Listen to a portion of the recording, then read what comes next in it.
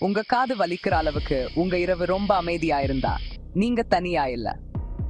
பட்டாபிராமில் அமைதி ஒருபோதும் வெறுமையா இருக்காது. சில சமயம் அது பசியோட எதையோ மறைச்சு வைக்கும். பட்டாபிராமை இறுக்கி பிடிச்ச ஒரு இரவு அது மூச்சு முற்றுற மாதிரி. ஹாரன் சத்தம் இல்ல, சூச்சல் இல்ல, ஒரு விசித்திரமான கனமான அமைதி. ஆனந்த் தன்னோட சின்ன ரூம்ல புரண்டு படுத்தான். வியர்வை உடம்புல ஒட்டிக்கிச்சு, தூக்கம் வர மறுத்துச்சு.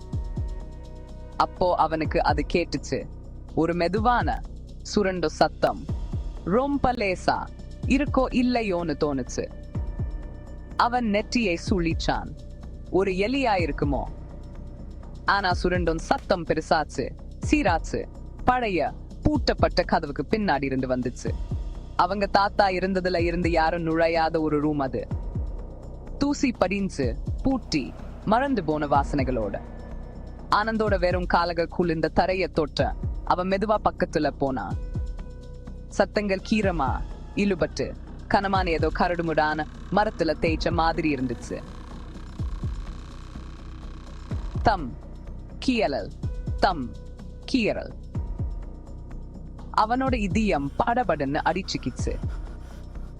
திடீர்னு ஒரு தாழ்வான மூனக்கல்ல இருக்குகள் வழியா வெளிவந்துச்சு. அவனுக்கு முதுத்தன செல்ல ஒரு உணவு ஏற்பட்டுச்சு.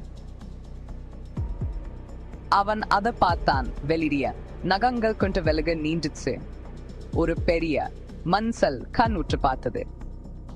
மனிதன் இல்ல, மிருகம் இல்ல. கதவு நடுங்குச்சு. ஏதோ உள்ள வர தள்ளிக்கிட்டு இருந்துச்சு. கதவு கடைசியா உடைஞ்சுட்டா என்ன நடக்கும்னு தெரிஞ்சுக்கணுமா? சில மர்மங்களை திறக்காமலே விடுது நல்லது.